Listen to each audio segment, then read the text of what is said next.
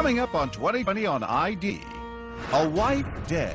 Her husband says it was a tragic fall.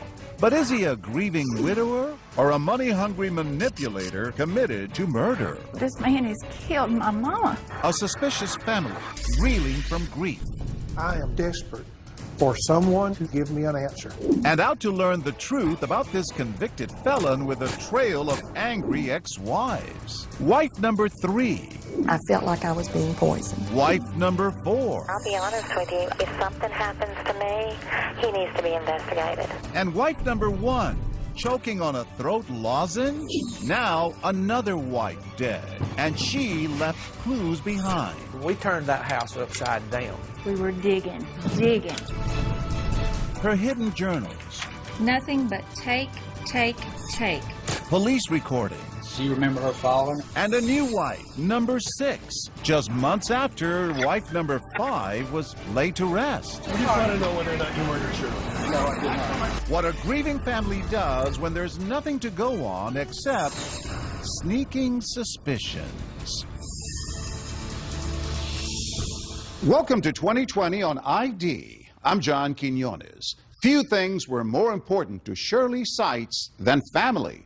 Even at 59 years old, she talked to her mother almost every day. So when Michael Woolschlager waltzed into her life, he took on both a new wife and a new family, one fiercely protective of a woman with a sizable fortune and an even bigger heart. Then, when Shirley was found dead in her bedroom, that family's nagging suspicions turned into outright accusations. Was she the victim of an accident or something more sinister?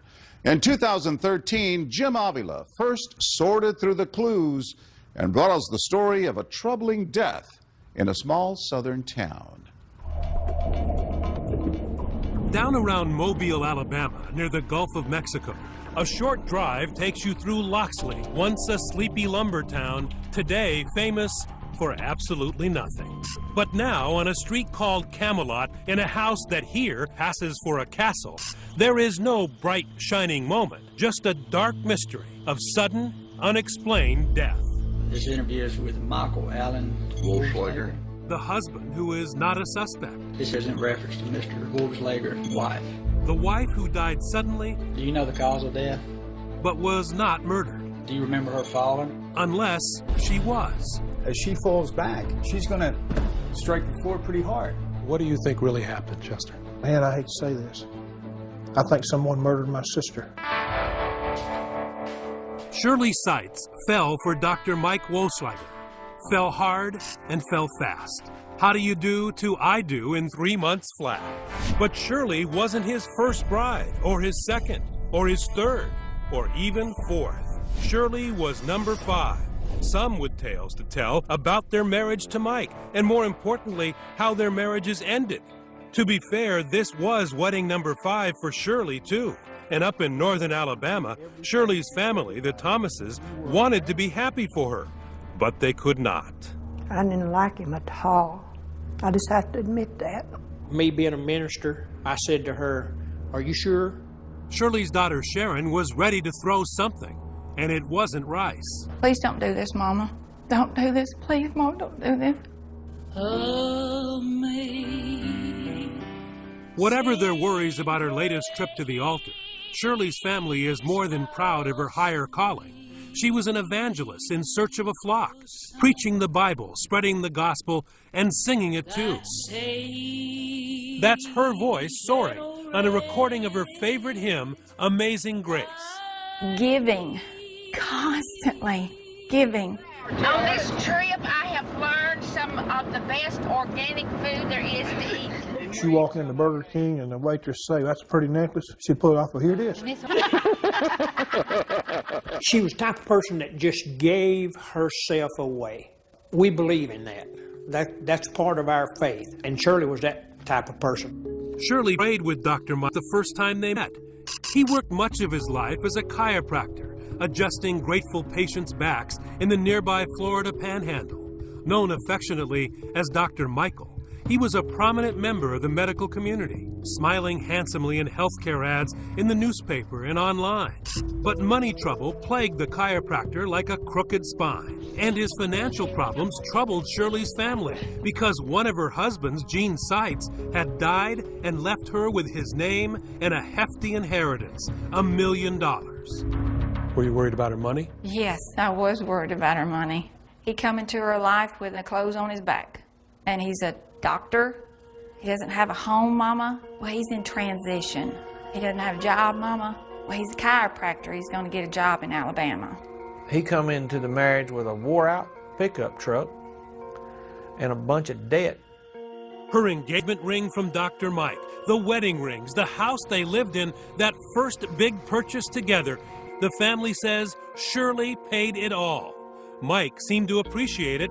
Women from their church later said Michael was a wonderful husband to Shirley. Anything in the world Shirley told him to do, he'd jump up and do it, you know, but who wouldn't?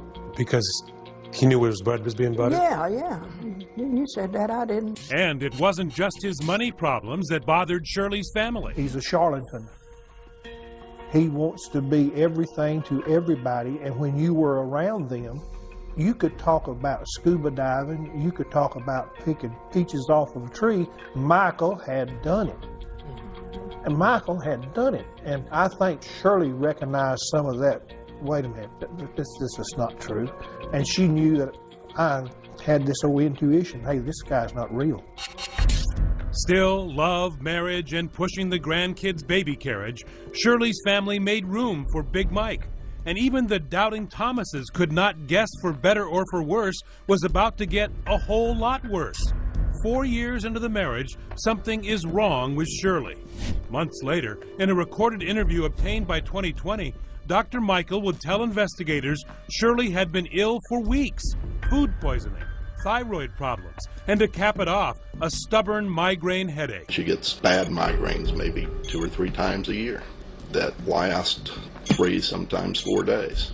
Shirley's little brother, Ricky Thomas, her closest sibling, who had even grown to like Mike, speaks to her on the phone. And I said, hey, what's going on with you, girl? And she said, I'm just not well. Just pray for me. She was so out of it, she just didn't even want to talk to me. Shirley's mom, Myrtle, and her brother, Junior Thomas, drive 5 hours south to the house on Camelot to see what was what. I said, come to the door and let us in. She said, I can't get up. And I said, what do you mean? She said, I feel so bad I can't get up. The family says they'd never seen Shirley like this. She had a terrible headache. She was really sick.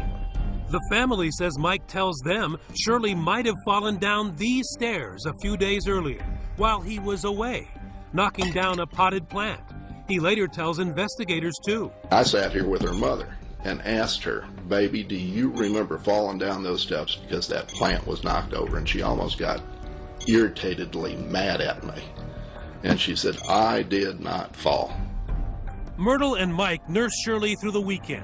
They try to get her to go to the doctor, but Shirley keeps putting it off. Mike gives her migraine medicine. It seems to do a world of good. And by Sunday night, Shirley is even sitting up, eating, and talking. I said, now, Shirley Faye, you better lay down and go to sleep. We don't want that to start back again.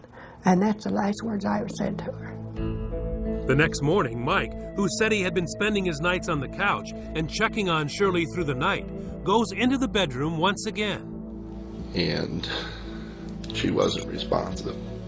So I walked over and I turned on the light, and her lips were already blue. Mike yells for Myrtle. She's not breathing. Call 911. Steve Brannon is a former FBI agent, now a private investigator hired by the Thomas family. He showed us around the house on Camelot. So when Myrtle gets in here, what does she see? She sees Shirley on the floor by the bed. On the ground? On the ground, and Michael beginning CPR. Myrtle knows it's too late. And I said, Mike, Shirley's already gone. Shirley is dead. Precious. She was precious. If I can be a third of the woman that she was, I'm blessed. I loved her. She was my best friend, Jim. And she didn't deserve what happened to her.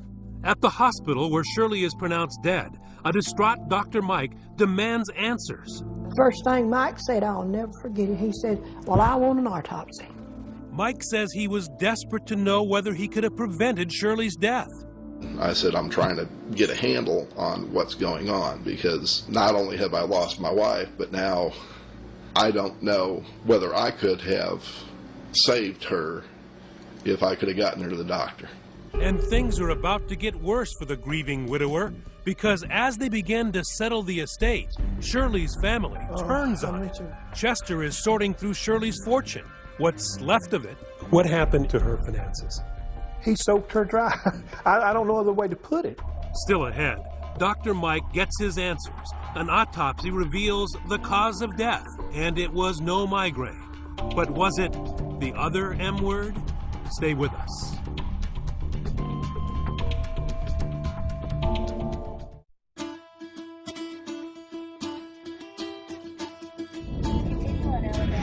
It's a Southern fried mystery. A one-time millionaire, Shirley Seitz, dies suddenly, and what we will soon see may not have been Sweet Home Alabama. Her family suspects foul play everywhere they look. And Dr. Michael Wussleiger, they're looking at you. He just didn't act right. To me, he just didn't act right. You started to have questions about what happened to your mother. Absolutely. I did. The suspicions begin with Dr. Mike's reaction to their surprise visit back when Shirley was sick. Dr. Mike tells investigators in that interview obtained by 2020 he was happy to see his in-laws. I said, boy, this is just a real godsend. I said, Shirley's been sick for the last 3 days with one of her migraine headaches. And I said, here you are showing up. Shirley's mother, Myrtle, and brother, Junior, say that's not how they remember it.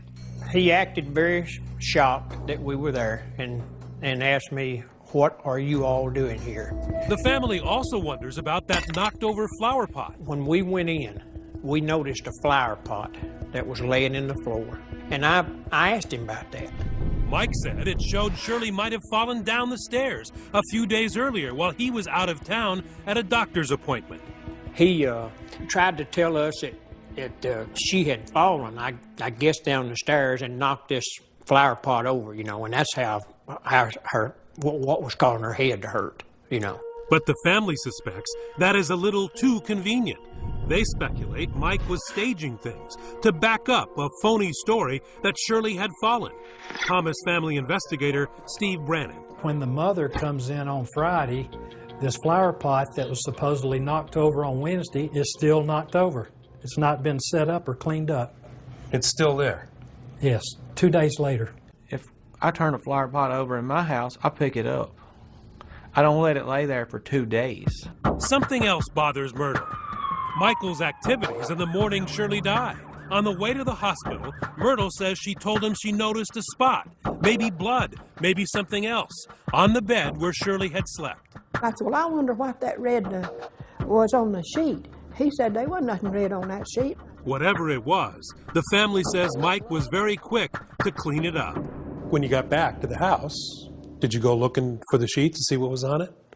And what'd you find out? They's done gone. He'd done jerked them off the bed and had them in the washing machine wash. Dr. Mike later told police Shirley got sick on the bed. Hasty laundering, a knocked-over plant, and there was something else. I'm a nurse by profession, and he claims to be a doctor.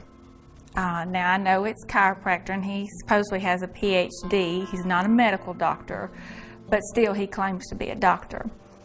And he said he'd give her 5 chest compressions. Well, CPR first aid, you don't give an adult 5 chest compressions. You give them 30. And that's when I guess it started really going in my head. What is this man done?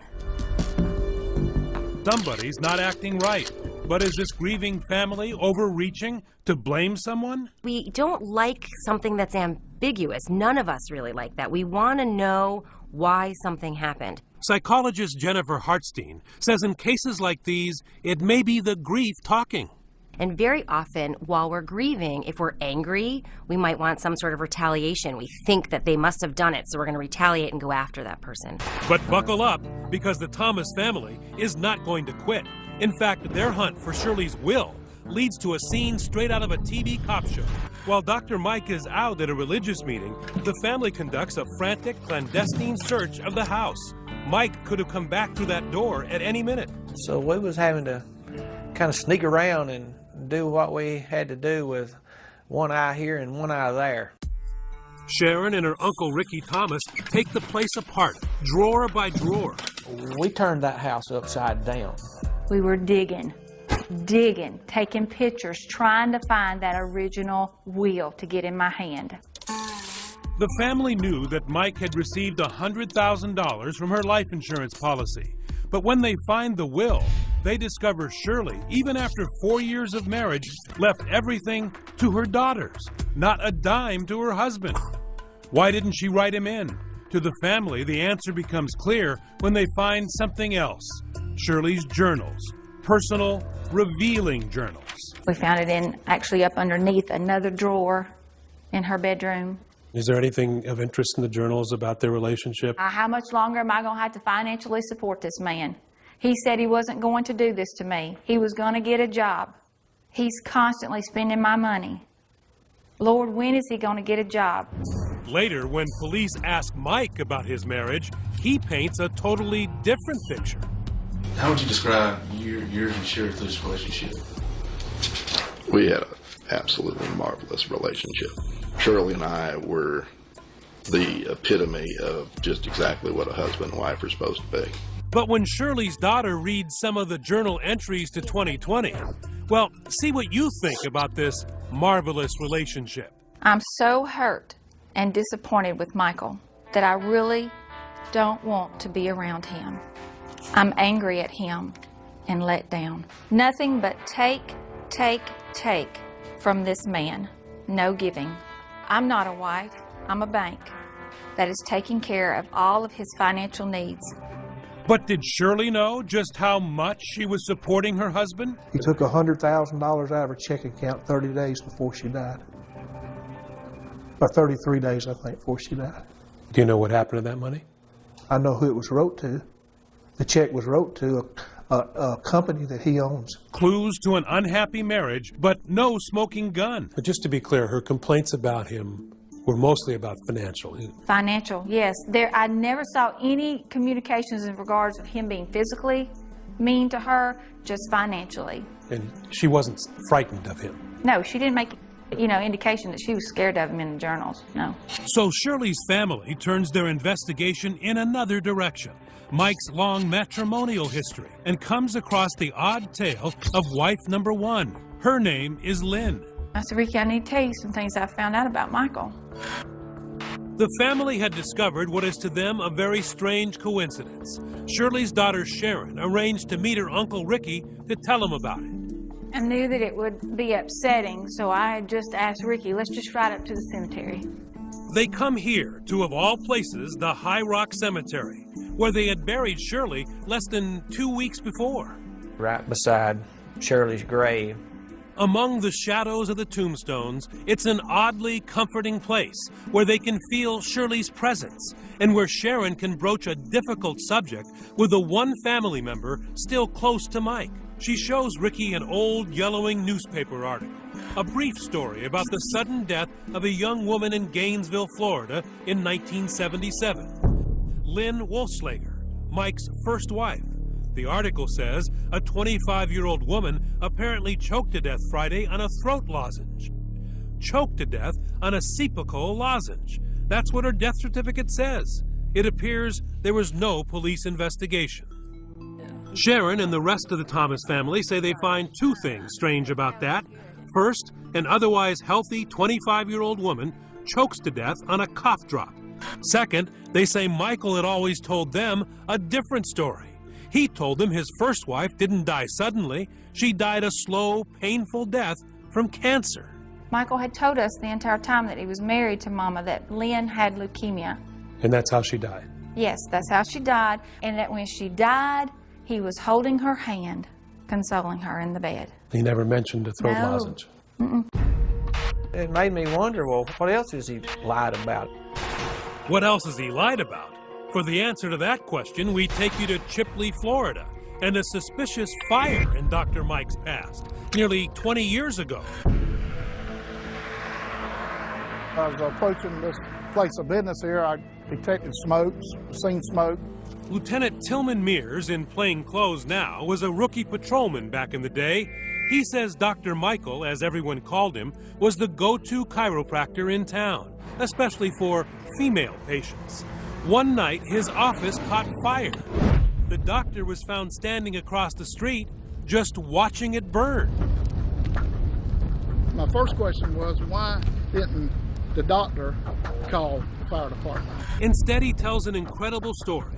Someone trying to kill him set the fire while he was trapped inside. He said he woke up smelling smoke and had to fight his way out of the burning building. Escaping by karate kicking through a burning wall barefoot, but when police check his feet, there's no burns, not even a scratch. Mears says the skillful chiropractor was twisting the truth. He thought I was going to go away, I think, and believe what he said. But the cops say Dr. Mike's story stunk, and so did he. Once I approached Mr. Wassenlegger, I detected the smell of diesel fuel on his person. And that was before they found the can of diesel fuel and a match and the suspected motive. He was flat broke and after the insurance. Dr. Wassenlegger was arrested, tried, and convicted of arson. And one thing stayed with the policeman after all these years. He says Dr. Mike threatened him. After the jury had come back with a guilty verdict, he turned and told me that I'd pay for this. Dr. Mike was the one who paid, although he got no prison time, just 15 years probation. And with the surrender of his license, it was the end of his career as a chiropractor. But for Shirley's family, it was evidence of much more. Dr. Mike, when he is broke, they say, is not above committing a crime or inventing a whopper of a story to cover his tracks. Who had the motive? Who had the opportunity? Who has lied in the past? Trying to answer that question, we contacted Mike's second wife, Paula. She says he never harmed her.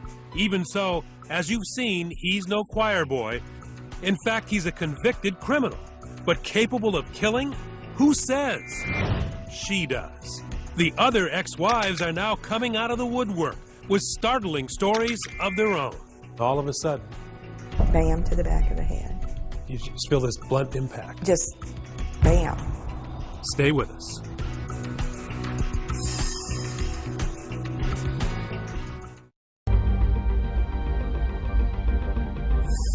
In broad daylight, in the middle of the night, there are a million ways to die.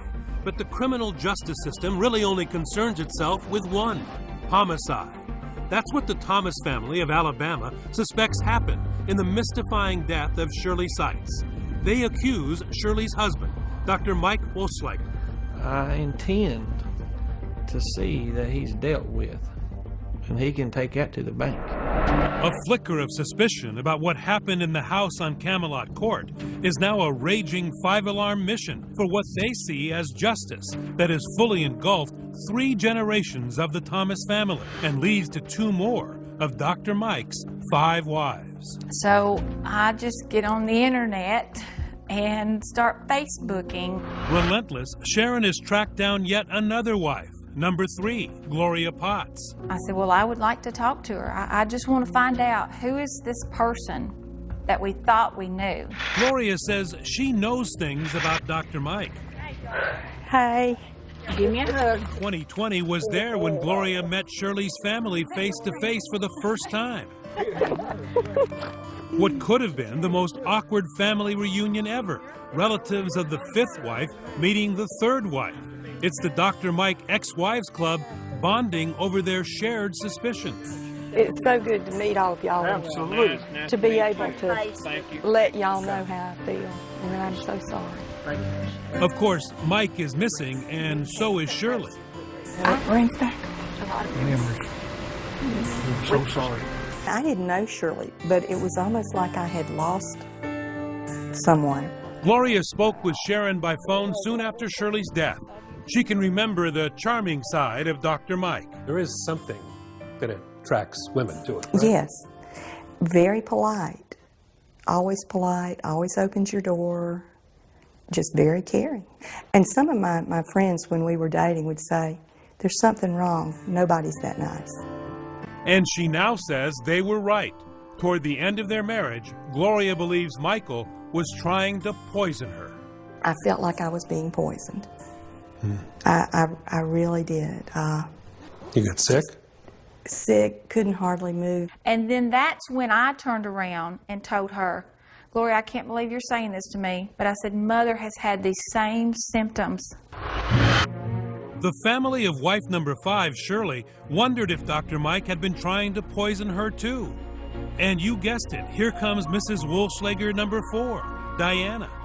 Today's date is February the 4th, 2011. In a recording obtained by 2020, investigators questioned Diana Yohn, the 4th stop on Dr. Mike's matrimonial trail, the wife between Gloria and Shirley. I think the man's dangerous, personally. Do you think that he's capable of murder? I don't know. She has no proof, but Diana tells police toward the end of their marriage, when she had a $250,000 life insurance policy, she suspects Dr. Mike may have been trying to poison her too. You think that he may have been giving you some type of medication, but you're actually not sure of that? Yeah, I mean, it just seems my headaches were so bad, and I get migraine headaches, okay, and it's documented that I do. But they were so bad when I lived with him, I couldn't even work, I couldn't hardly function. End of her interview, Mike's ex-wife makes a chilling request. And I'll be honest with you, if something happens to me, he needs to be investigated. So now 2 more wives suspect Dr. Mike was trying to poison them. And one of them says, hold on, that's not all. Wife number 3, Gloria, reveals a terrible trauma she says happened in her marriage nearly 30 years ago. She says Dr. Mike, the man who had always killed her with kindness, tried to kill her with a mallet. And I was asleep, and he hit me in the back of the head with a mallet. With a mallet? Yes. And all of a sudden the pillow went over my face, and his hand came under the pillow and covered my nose and my mouth. Gloria says she escaped by playing dead and then running out of the house. I was hysterical, crying and upset, and when I would try to yell for help, I'd go, help, help, and had no voice. You went to the hospital? I went to the hospital, but we told them I slipped in the tub. Did you ever ask him at any point, why were you doing that? Why did you try to kill me? Yes. He told me he had gotten stung by jellyfish when he worked in China, and that it was a reaction to the toxins. That's right. She says Dr. Mike's excuse for hitting her over the head with a mallet? The jellyfish made him do it. Had there been an argument or something? No. It was just this one time? Just this one time. He snapped. Gloria says she told no one, not even the police, sticking to the story of slipping in the tub until she and Mike divorced about 10 years later. Only then, she says, did she begin telling people. She also got a restraining order. So people are going to wonder, okay, so you get hit over the head, and the guy puts a pillow over your head, and yet you didn't divorce him right then, you stayed. Yes. Have you asked yourself why? 1,000,000 times. I can't understand why. I have no answer to that question. I'm sorry that I didn't call you. That's okay. That's okay. I really should have called her. That's okay. She says she had 2 children to think of, and aside from the one incident, Mike was never violent. Anyone that was around Michael would know it's out of character. He was very charismatic, very calm, very nurturing, just total opposite of what you'd think. Were you scared of him after that? Yes. Must have been hard to go to sleep next to the same man. Yes, it was. But besides the fact that he hit you with a mallet, he was a good husband. Other than trying to kill me, to my knowledge, he was a very good husband. It doesn't make sense. And me staying didn't make sense. Maybe she's just mad. Maybe she is trying to get back at him. Possibly. That's the possibility, but she's been telling the same story for a number of years. It didn't just come up after Shirley died. Can you still see him standing over you? Yes. And I was terrified. I didn't know what to do. Now remember when Gloria told the family and then police this amazing tale of Mike's alleged attack, no one knew what killed Shirley. The autopsy was not finished yet. So imagine the reaction when months later, the family is finally given the results. I'm shaking my head. I can't believe this. I cannot believe this. I can't believe this is happening. Why? Because the medical examiner finds what caused Shirley's death is no migraine. It's a blow to the head. Blunt force head injuries. A hit to the back of Shirley's skull, hard. That is what killed her. So when you find out later on that it's blunt force trauma to the head, then there's no question in my mind that Michael murdered this woman, murdered Shirley. My mother has actually been killed. This man has killed my mama. But not so fast. The toxicology report found no poison or fatal doses of drugs. And even as it makes clear the cause of death, the autopsy fails to answer the really big question, the manner of death. How Shirley got that fatal injury. The medical examiner writes simply, undetermined. Accident? Homicide? Can't really tell. Still ahead, is this case so complicated only a dummy can solve it? Stay with us.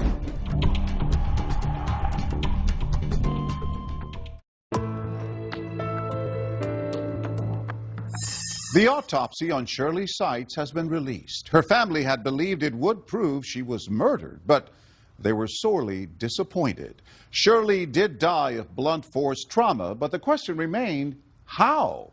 Once again, Jim Avila. It is a deadly game of 20 questions. Perhaps first, does this stairway lead to accidental death? Or as the family of Shirley Seitz believes, is it a fatal spiral to foul play? My theory is that my sister did not fall downstairs. 3 people go to sleep in this house on a winter night in Alabama. Only 2 wake up. The husband, Dr. Mike, says maybe his wife fell down the stairs a few days earlier. But no one, not him, nor her mother, who was there, saw or for that matter heard Shirley Seitz die. So what happened? No better words. Slammed my sister's head against a wooden floor or against something hard. Fractured the occipital bone in the back of her head. Dislocated her brain from the front of her head. And she died from the results of it. So is that possible? We summoned 2 top experts. In the field of forensics, a medical examiner. In the field of falling down, a dummy. Dr. Bill Mannion, a private medical examiner from New Jersey, has conducted thousands of autopsies. Very difficult. I mean, this is the kind of case that exasperates pathologists because we can hear all kinds of hearsay and complaints of family members, but again, to go into court and say beyond a reasonable doubt that this is a homicide, it would be very, very difficult. We asked him to review Shirley's case. His most important finding? Dr. Mannion says in his opinion, the autopsy shows Shirley certainly did not die days after falling down the stairs, as Dr. Mike suggests. She died within hours. do you believe she'd be able to carry on a conversation? Sit up, no, a couple days later, talk with her mother, sitting on a couch? Forensic pathologists thought this was an acute injury, and she died within an hour or two of this injury. That's my read on the autopsy. Not days later. Not days later, that's correct. But does that mean Shirley was murdered? Not necessarily. We took Dr. Mannion to a house with a carpet-covered staircase like the one where Shirley lived. An important point, Shirley had only one serious injury, the blow to her head. No bruises on her back or buttocks. So a full fall down the stairs like this is highly unlikely. It's not consistent with falling all the way down the stairs. That's correct. I would expect her to have more injuries if she fell down a flight of stairs. In fact, Dr. Mannion says the only fall on the steps that makes any sense is if she tripped at the bottom of the stairs. And as she falls back, she strikes her head on the edge of the step. And by doing that, she sustains all the skull fractures to the back of the head. Now, there is at least one scenario in which the autopsy and the family's theory could match, here in the bedroom. In a homicide scenario, you could just lift the person up and then slam them right back on the ground. But Dr. Mannion has serious reservations. For one thing, Shirley could have fallen accidentally in the bedroom. And also, could Shirley have been murdered with her mother right there in the house? We don't hear any boom, we don't hear any commotion. The mother is there, she doesn't hear any screaming. There's no defensive wounds, there's no signs of a struggle. So again, very, very difficult to say this is a homicide. In the end, our medical examiner expert, Dr. Mannion, says the autopsy does not have all the answers in this case. This is the kind of case where you need help from the police. But there was an investigation by Loxley Police and the Alabama Bureau of Investigation. It went on for a year and resulted in a 184-page report to the prosecutor, although Shirley's family doesn't think much of it. I think it's a joke. I think my 10-year-old grandson could have done a better investigation than the ABI done or the Loxley Police Department. For one thing, the Thomas family feels agents went way too easy when they interviewed Dr. Mike. Do you have any suspicions as to what may have happened to her? The only thing I can rationalize based on the way she was feeling and what the autopsy report said was she had to slip down the steps and hit her head. The police do ask Mike whether he might have accidentally done something to Shirley. And you're a chiropractor, right? Yes. You said you worked on your wife quite Yes. a bit. You think something may have happened when you were adjusting her or something? Or? I've adjusted thousands upon thousands of people, and I've never had, my entire career, I never had any malpractice suits, never had any injuries other than a couple of broken ribs on some old ladies. When the ABI ended its investigation, the county prosecutor took no action. The Thomas family is furious. Why has nothing happened? It's because someone does not want to do their job. They have proven to me, I'm talking about the Baldwin County District Attorney's Office, that they do not want to work hard on this case. They hire Birmingham attorney Henry Frozen. And nearly 2 years after Shirley's death, they sued Dr. Mike. The lawsuit alleges the deceased was killed through the actions, by the actions of Michael Wohlschlager. Answering the suit, Dr. Mike flatly denies having a hand in Shirley's death. But he didn't even need to bother. That's because the lawsuit was dead on arrival. There was one factor that we did not know and didn't appreciate. It turns out that back when Shirley's daughters settled her estate, they had agreed not to sue Mike. And sure enough, the judge threw out the lawsuit, leaving any legal action in the hands of the criminal justice system. Still ahead, an unscheduled appointment with Dr. Mike. You won't want to miss. We just want to know whether or not you murdered Shirley. And be sure to RSVP. You're about to meet wife number 6. Stay with us.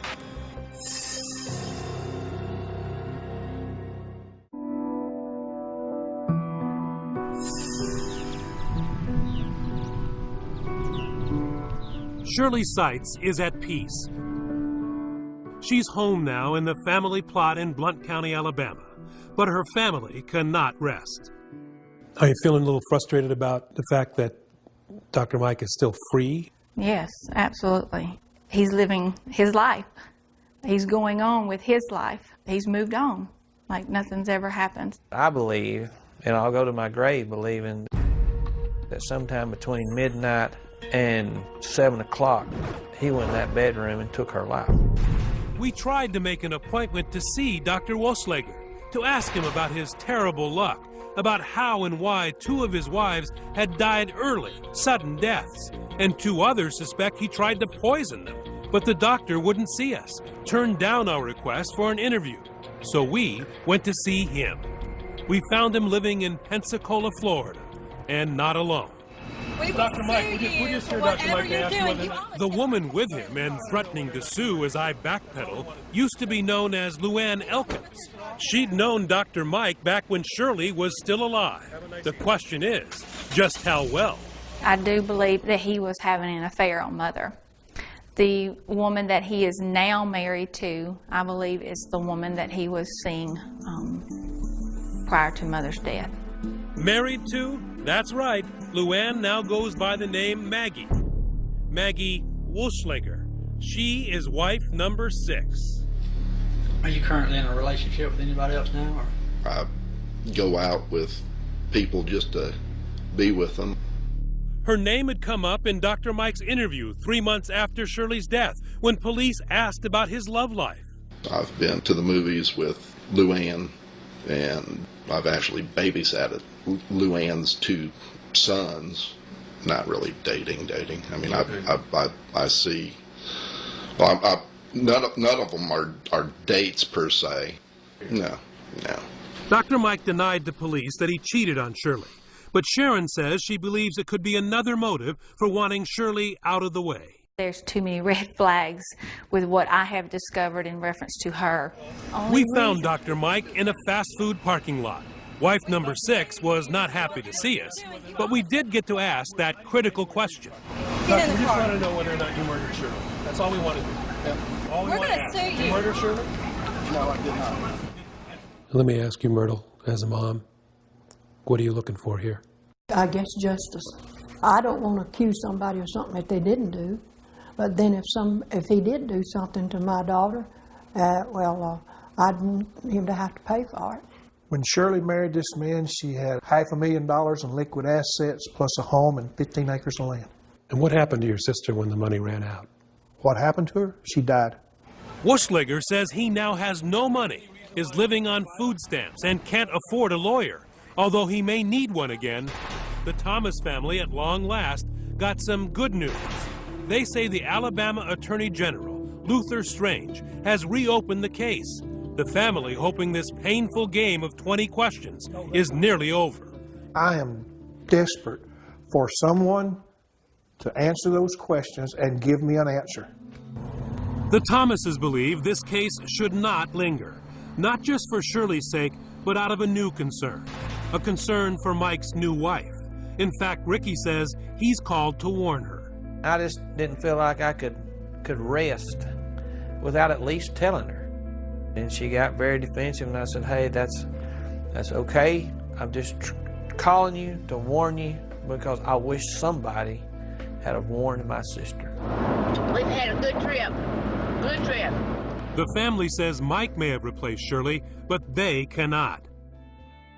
It has been a long road. Mother was my best friend. She was just close to me, and it does hurt when I can't leave work and call her, or when I can't tell her, hey, guess what your grandbaby did today. So it hurts. I'm ready for closure. I think we all are. We're ready for closure. Anytime he needs to remember, little brother Ricky drives up to that quiet spot in High Rock and listens for the sound he's been missing, his big sister's voice. Oh, me.